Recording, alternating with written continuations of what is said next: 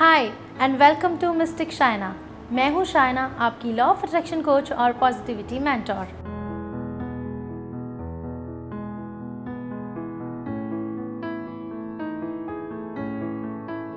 आज हम बात करने वाले हैं एफर्मेशन के बारे में।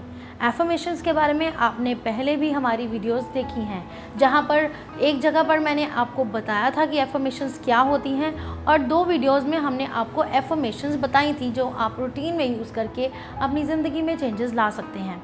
आज की वीडियो में मैं आपको ये बताऊंगी कि कुछ लोगों को ये लगता है कि एफर्मेशंस उनकी ज़िंदगी में काम नहीं करती हैं। तो ऐसे कौन से डूज़ एंड डोंट्स हैं जिनको आपको ध्यान में रखना है अपनी एफर्मेशंस लिखते हुए और उनको रिपीट करते हुए। Number 1 is consistency. बहुत से लोग एफर्मेशंस बनाते हैं और एक दिन उनको बोलते हैं, 2 दिन बोलते हैं और तीसरे दिन उनको लगता है कि ये चीज़ तो डिफरेंस में आ नहीं रही है, ये चीज़ तो मैनिफेस्ट नहीं हो रही है, तो इसका कोई फ़ायदा नहीं है, तो वो उसको बीच में ही छोड़ देते हैं।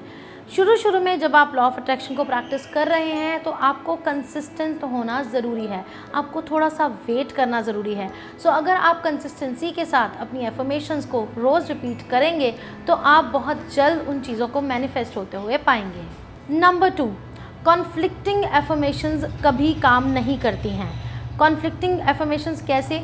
जैसे कि आपके अगर फाइनेंशियल हालात बहुत ही बुरे हैं और आप ये लिखेंगे कि आई एम अ मिलेनियर, तो ये काम नहीं करेगा, क्योंकि आपके लॉजिक में और आपकी एफर्मेशन में एक बहुत बड़ा डिफरेंस है। तो आपको ऐसी एफर्मेशंस बनानी है जिनको रिपीट करते हुए, लिखते हुए, बोलते हुए आपका लॉजिकल माइंड बीच में ना आए। तो आप क्या लिख सकते हैं? आप ये कर सकते हैं कि अपनी एफर्मेशन को प्रेजेंट कंटिन्यूअस में लिखें, यानी कि I am becoming rich, I am getting money, I am attracting riches. So इस तरीके से आपके लॉजिकल माइंड को ये पता लग जाता है, ये समझ में आता है कि ये चीज़ें आपकी ज़िंदगी में हो रही हैं। इस तरीके से आप धीरे धीरे उन चीज़ों को मैनिफेस्ट करना शुरू कर देते हैं। Number 3 it's the most important point. Number 3 ये है कि कोई भी डेड एफर्मेशन काम नहीं करती है। अब डेड एफर्मेशन क्या होती है?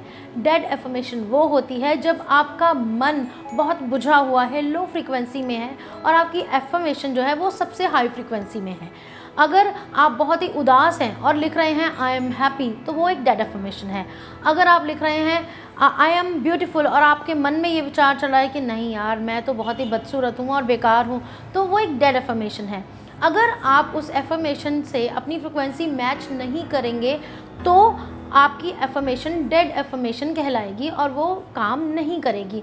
अगर आप, जैसे कि मैंने आपको पहले बताया, प्रेजेंट कॉन्टिन्यूअस में ये सारी चीज़ें करते हैं तो आपका मन धीरे धीरे बदलना शुरू हो जाएगा। यानी कि अगर आप खूबसूरत होना चाहते हैं तो आप लिख सकते हैं, बोल सकते हैं आई एम अट्रैक्टिंग ब्यूटी।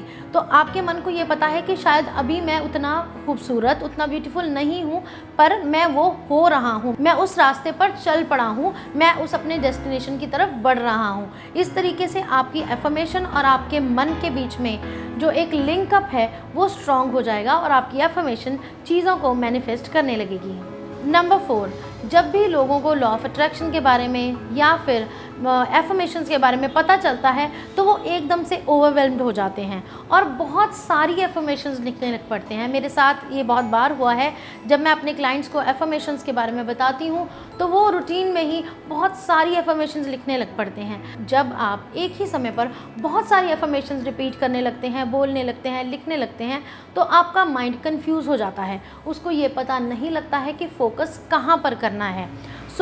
आपको जो चीज़ सबसे पहले चाहिए आप उस पर एफर्मेशंस बनाना शुरू कीजिए।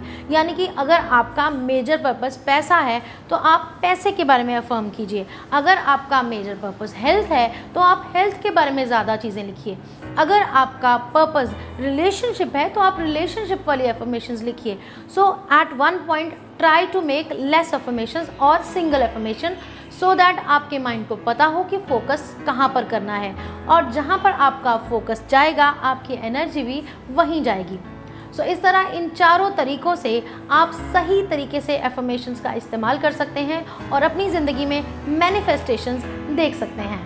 आई होप इस वीडियो के बाद आपको एफर्मेशन के उपयोग का, इसके यूज़ का सही तरीका पता चल गया होगा। हमें कमेंट बॉक्स में ज़रूर बताइएगा कि आपने इस वीडियो से क्या सीखा और हमारी बाकी वीडियोस भी अपने दोस्तों के साथ शेयर ज़रूर कीजिएगा।